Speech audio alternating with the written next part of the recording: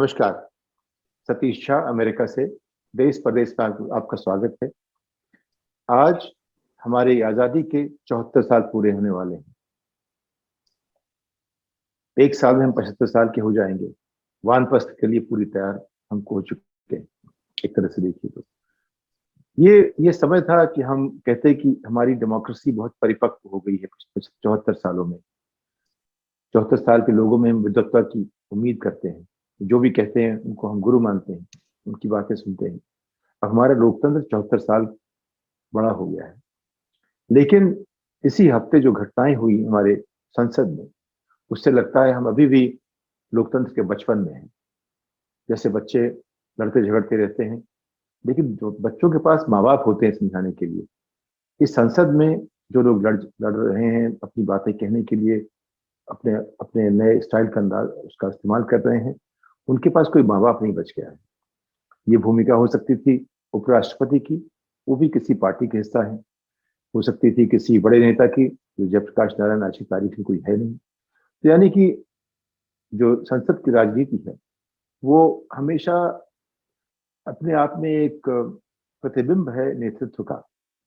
देश का नेतृत्व कैसा होगा वो तय करेगा कि हमारा लोकतंत्र कैसा बनेगा। लोकतंत्र में हमेशा बैलेंस की जरूरत होती है। जब नेहरू जी थे, उन्होंने एक आधारशिला बनाई, उसको एक जो नींव डालते हैं उसकी उन्होंने बात की। उन लोगों को कहा कि तुम इस तरह डेमोक्रेटिक बनो, अपनी बात इस तरह उठाओ, संसद में ये बात रखो, सरकार का विरोध करो। वो इस तरह के नेता थे। उसके बाद जिन लोगों को सरकार चलाने की जरूरत थी, सरकार में रहने की जरूरत थी, उन्होंने तरह तरह के हथकंडे अख्तियार किए। इंदिरा गांधी की बात अलग थी। उन्होंने 19 महीने तक जो एक इमरजेंसी लगाई, वो धब्बा उनके ऊपर से कभी जाएगा नहीं। उनको मैं मानता हूँ कि ये बहुत बड़े नेता थे किसी भी तरह से देखें। एक जो ग्लोबल स्टेट्समैन भारत से निकला वो इंदिरा गांधी थे। उनके मुकाबले में मुझे कोई और दिख नहीं रहा है नेहरू जी के बाद। लेकिन उनकी अपनी जो छवि थी वो 19 महीने की इमरजेंसी में हमेशा के लिए इतिहास में थोड़ी सी इसमें काली पोत रखी है। अटल बिहारी वाजपेयी एक पार्लियामेंटेरियन थे। उनकी कोशिश हमेशा ये थी कि कोई बात हो उस पर बातचीत हो, कोई मुद्दा हो बातचीत हो, किसी भी तरह से लोगों को सामने लाओ, साथ बैठो। उनको सरकार चलानी थी, उसकी मजबूरियां थी, लेकिन कोशिश थी कि हमेशा लोगों को साथ लेके आइए। ये लोकतंत्र है, लोकतंत्र की गरिमा को बनाए रखिए, संस्थाओं को एक जगह दीजिए, उनकी उनकी गरिमा पे आंच नहीं आनी चाहिए। नरसिम्हा राव थे, उन्होंने देश को ट्रांसफॉर्म किया, बदला नीतियों से। बोलते कम थे, काम ज्यादा करते थे। उस तरह से संजय गांधी स्टाइल को थोड़ा सा था कि काम ज्यादा बातें कम। लेकिन उन्होंने जो एक नेहरू जी के बाद अगर कोई बदलाव देश में आया तो नरसिम्हा राव ने किया। उनका साथ मनमोहन सिंह ने दिया, लेकिन मनमोहन सिंह हमेशा एक एम्प्लॉई थे। कभी भी वो नेता नहीं बन पाए, वो बन भी नहीं पाए। उनका व्यक्तित्व नेता का नहीं है। उनका व्यक्तित्व नेता के लिए काम करने वाला व्यक्तित्व है। वो अपॉइंटेड प्राइम मिनिस्टर बन सकते हैं, देश के प्रधानमंत्री की कुर्सी संभाल सकते हैं, लेकिन देश के प्रधानमंत्री नेतृत्व के हिसाब से बनना वो उनकी सीरत में नहीं था कभी भी। तो नरसिम्हा राव ने जो किया, उन्होंने उनको दिशा दी, उनको दिखाया, समझाया ऐसे करो ऐसे करो, और उनको धीरे धीरे एक रास्ते पर लाए कि हमारी अर्थव्यवस्था थोड़ा बचपन से अब किशोरावस्था में आ गई। लेकिन किशोरावस्था की जो अर्थव्यवस्था है, उस अर्थव्यवस्था की जो किशोरावस्था है, उसको उस तरह से देखें तो उसके लिए एक नया नेतृत्व चाहिए। वो नेतृत्व जो लोकतंत्र की परंपराओं, संस्थाओं को, उसकी उसकी जड़ें मजबूत करता रहे, उनको सींचता रहे, उनको बड़ा होने दे। उसके साथ साथ उन लोगों को जोड़े जो काबिल हैं, उनको साथ लेके आए। लेकिन उसके लिए क्या चाहिए? क्षमता चाहिए, शिक्षा चाहिए। जिस तरह से आप बड़े हुए उस तरह वो तय करेगा आप कैसे नेता बनेंगे। जो हमारे आज के नेता हैं, उनकी शिक्षा अलग तरह की थी। उन्होंने स्कूली शिक्षा पूरी नहीं की। उनको शौक था डिग्री पाने का, तो उन्होंने अपनी कह दिया कि मेरे पास डिग्री है, उसे आप जो भी मान लीजिए।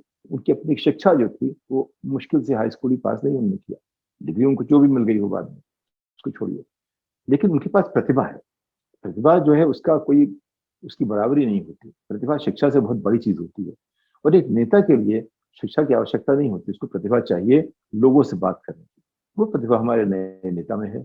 लेकिन जो साथ में जो संस्थाओं के प्रति एक आदर होना चाहिए, वो उसको अगर हम चाणक्य नीति से देखेंगे या मैकियावेली के दायरे में ले जाकर देखेंगे, अगर हम सत्ता को देखिए, मैकियावेली ने जो लिखा वो उसके लिए ठीक था जहां दो राजा एक दूसरे से झगड़ा कर रहे हैं। राजा और प्रजा के संदर्भ में मैकियावेली का एक अस्तित्व था, महत्व था। राजा और प्रजा के संदर्भ में चाणक्य का भी महत्व था। उसका इस्तेमाल हर जगह हो सकता है और हमारे नए नेता उसका इस्तेमाल अच्छी तरह कर रहे हैं। चाणक्य नीति का इससे बढ़िया इस्तेमाल कोई किसी ने नहीं किया। साम दाम दंड भेद, इसका इस्तेमाल इससे ज्यादा अच्छा किसी ने नहीं किया। ये चीजें जो है उस जमाने की हैं जब लोकतंत्र पनपा नहीं था। तो अगर हम उस जमाने की चीजें लेके आएंगे, जब लोकतंत्र के पहले की बातें हैं, उनको हम स्थापित कर देंगे लोकतंत्र पर, तो लोकतंत्र की जड़ें जो हैं वो थोड़ा सा कमजोर होना शुरू हो जाएंगी। लेकिन जो अभी इस हफ्ते पार्लियामेंट में हुआ, उससे लगता है कि 74 साल की जो हमारी शिक्षा रही है संसदीय परंपरा में बड़े होने की, उस पर हम खरे नहीं उतर रहे हैं। यानी कि अब तक हमें उस पर डॉक्टरेट कर लेनी चाहिए थी, लेकिन हम पहले दर्जे में भी घूम रहे हैं और हमें समझ नहीं आ रहा क्या करें। उसकी जिम्मेदारी दोनों पर है, नेता पर भी है और विपक्ष पर भी है। ये इस सरकार का आना अपने आप में, इसके पहली सरकार की विफलता की अपने आप में बहुत बड़ी निशानी मान लीजिए, या उसका एक नतीजा मान लीजिए। तो अगर पिछली सरकार विफल ना होती अगले आखिरी 3 साल में, 2011 से 12 से 14 तक में, अपनी बात समझाने में, क्योंकि कोई मुद्दा बड़ा नहीं था, मुद्दे को जिस तरह से रखा गया वो बहुत बड़ी बात थी। लोग कहते हैं, जो लोग मैकियावेली की बात समझते हैं या जो लोग पावर पॉलिटिक्स समझते हैं, परसेप्शन इज ऑल। ये छवि जो है वो तय करती है कि आप क्या कर पाएंगे। तो छवि खराब हो गई, लेकिन जो 10 साल थे 2004 से 14 के, वो एक तरह से अर्थव्यवस्था के लिए, भारतीय लोगों के लिए अपने आप में एक स्वर्णिम काल है, 74 साल की आजादी का। लेकिन उसकी जो हम छवि हमारे दिमाग में ये है, आखिरी 3 साल में जो उनके ऊपर 2G, एक बिल्कुल फेक मुद्दा कहिए, एक झूठा मुद्दा था। क्योंकि जो जो भी आदमी 2G पे कहता है कि उसमें घोटाला हुआ, उसके पास सोचने की क्षमता नहीं है। वो समझता नहीं दुनिया कैसे चलती है, वो समझता नहीं कि बाजार में वैल्यू कैसे की जाती है, उसको पता नहीं कि नीति कैसे बनती है, उसको पता नहीं है 2G 3G 4G 5G उसका महत्व क्या है। क्योंकि भारत में 2G टेक्नोलॉजी जो उत्पादन बनाने की प्रतिभा उतनी ही है जितनी एक बच्चे में, एक मान लीजिए घर बनाने की प्रतिभा होगी। जितना अगर 3 साल का बच्चा एक बिल्डिंग खड़ी कर सके, उतनी प्रतिभा भारत में है कि वो 2G 3G 4G 5G में कुछ अपना योगदान दे सके। तो उसको समझने की जो क्षमता है उसकी और भी कमजोर है, बहुत कम है। तो उसको अगर हम भारत की राजनीति को देखने का एक ही तरीका है। मुझे याद आ रहा है, तब मैं संपादक जनमान का था और एक मुख्यमंत्री के लिए लड़ाई कर रहे थे हरियाणा में। उन्होंने कहा कि भाइयों, ये जो हमारे गांव में जो बिजली आती है, पानी आता है, इसमें से जो पड़ोसी राज्य है वो बिजली निकाल लेता है, ताकत निकाल लेता है। तो जब पानी तुम्हारे यहाँ पहुंचता है उसमें ताकत नहीं होती। अगर भारत की राजनीति इस स्तर पे की जाएगी, वो जो हमारे नए नेता ने उस स्तर पे लाके छोड़ दिया है, तो फिर उसमें कहाँ परिपक्वता आएगी, कहाँ ज्ञान बढ़ेगा। लेकिन बात सिर्फ भारत की नहीं है। इसी हफ्ते अमेरिका में टेक्सास में वहां के गवर्नर ने तय किया कि जो लोग उनके कांग्रेस में नहीं आए, उनके सदन में नहीं आए, जब उन्होंने बिल पास करने की कोशिश की, उनको अरेस्ट कर दिया जाए। उनके लिए किसी नियम के अधीन वो कह सकते थे कि आपको हम अरेस्ट कर लेंगे। उन्होंने वो वारंट जारी कर दिया। तो जो डेमोक्रेट थे वो कोर्ट में पहुंचे, जिस कोर्ट में जाना चाहिए था उनको, उस कोर्ट ने उसको स्टे कर दिया। फिर रिपब्लिकन सुप्रीम कोर्ट में, लोकल सुप्रीम कोर्ट में, जो स्टेट का सुप्रीम कोर्ट है, जिससे जैसे हमारे हमको हाई कोर्ट कहते हैं राज्य का, वहां पहुंच गए। तो सुप्रीम कोर्ट ने उस स्टे को वेकेट कर दिया। यानी कि अगर डेमोक्रेटिक नेता टेक्सास पहुंचते हैं तो उनको गिरफ्तार कर लिया जाएगा।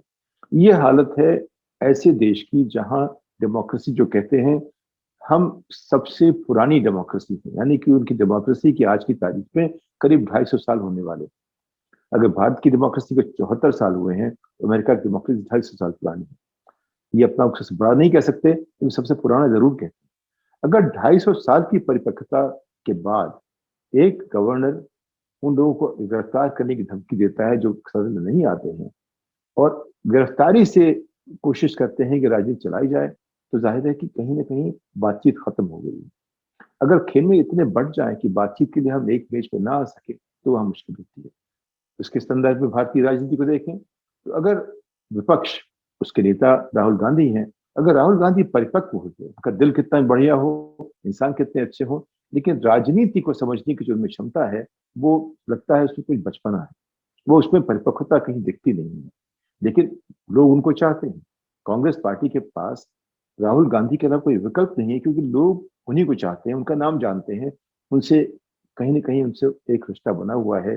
जो नेहरू, इंदिरा गांधी, राजीव गांधी, उससे बड़ा कोई दूसरा परिवार नहीं जिसने इतना बलिदान किया हो देश की राजनीति के लिए। कोई दूसरा परिवार इस तरह का नहीं दिखेगा आपको राष्ट्रीय स्तर पर।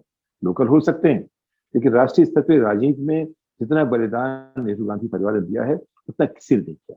और उन्होंने इसके लिए कुछ भी नहीं दिया। उनके ऊपर आरोप कितने भी लगाए जाए, उन्होंने इतने पैसे बनाए, उतने पैसे बनाए, ब्लैक मनी है, वो सब जो है वो सिर्फ छवि खराब करने की चीजें हैं। उसका कोई भी एविडेंस नहीं है, उसका कोई सबूत किसी के पास नहीं है। वो सिर्फ ये एक तरह के छवि बिगाड़ने वाली बात है। जैसे 2G स्कैम बहुत बड़ा स्कैम था, वैसे ही उनकी जो ब्लैक मनी है वो भी अपने आप में स्कैम है। तो हम ये मानेंगे कि अगर राहुल गांधी में एक क्षमता होती राजनीति करने की, राजनीति में एक सत्ता की समझ होनी चाहिए, सत्ता के समाज की उसकी समझ होनी चाहिए, वो समझ उन्हें कभी नहीं आने वाली है। अगर 50 साल में नहीं आई तो 100 साल में भी नहीं आएगी। वो समझ आ जाती है लोगों में जैसे 20, 25, 30 साल के आसपास उनको पनपना शुरू हो जाते हैं। वो समझ नेहरू ने लोहिया में देखी, वो समझ नेहरू ने वाजपेयी में देखी, वो समझ लालकृष्ण अडवाणी ने नरेंद्र मोदी में देखी। तो इस तरह जो है जिनमें नेतृत्व की क्षमता होती है वो लोग जल्दी पहचान देते हैं। जब मुझे लोगों ने वॉशिंगटन डीसी में कहना शुरू किया 2004-05 के आसपास, नरेंद्र मोदी मुश्किल से 2-3 साल उनको मुख्यमंत्री बने हुए थे, कि ये जो है आदमी, ये देश को उसको संभालना चाहिए। मैं उनको देखता, मैं कहता है कहाँ क्या कर रहे हैं ये अनपढ़ आदमी, इसको सिर्फ राजनीति, सड़क छाप राजनीति आती है, इसको कहाँ देश संभालने की बात कर रहे हैं।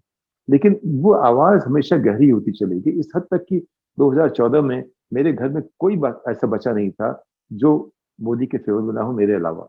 मैं मोदी के फेवर में भी हूँ और नहीं भी हूँ, मैं न्यूट्रल हूँ। मैं संपादक था, मैं पत्रकार हूँ, मैं जनता हूँ, मैं देश की आवाज समझना चाहता हूँ।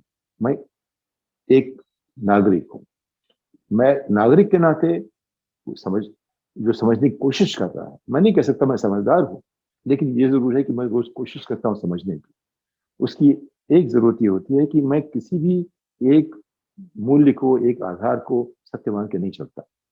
तो नरेंद्र मोदी की प्रतिभा, उसकी उसका मुकाबला नहीं है, लेकिन उसमें जो डेमोक्रेसी को, लोकतंत्र को, उसकी नींव जो मजबूत करने की, उसको सींचने की, उसका जो जो वृक्ष है उसको सींचने की जो क्षमता है, वो कहीं कहीं वो उससे कहते हैं कि खो गई है, या है ही नहीं है, या थी नहीं, या उन्होंने उसका इस्तेमाल किया और फिर उसको, उनकी जो आदत है उसका इस्तेमाल कर उसे काट, जिसका भी इस्तेमाल करते हैं उसको फिर भूल जाते हैं। और वो चाहे प्रशांत किशोर हो, चाहे सुशील पंडित हो, चाहे जो विभव भट्ट है, वो जो भी हो, सब जितने लोगों मैंने देखे उनका इस्तेमाल किया, उनको काट दिया।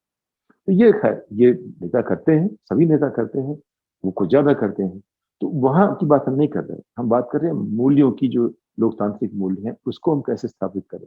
नरेंद्र मोदी अगर अपना रास्ता बदलेंगे तो राहुल गांधी, ममता ममता बनर्जी, या इस तरह के तमाम जो 20-25 संभावनाएं हैं राष्ट्रीय नेतृत्व आने की, उन लोगों को सोचना चाहिए कि जब तक हम आगे की नहीं सोचेंगे तब तक क्या होगा। एक चीज हमने शुरू में देखी है कि भाजपा, मोदी, आरएसएस, ये हमेशा 5 कदम आगे देखते हैं।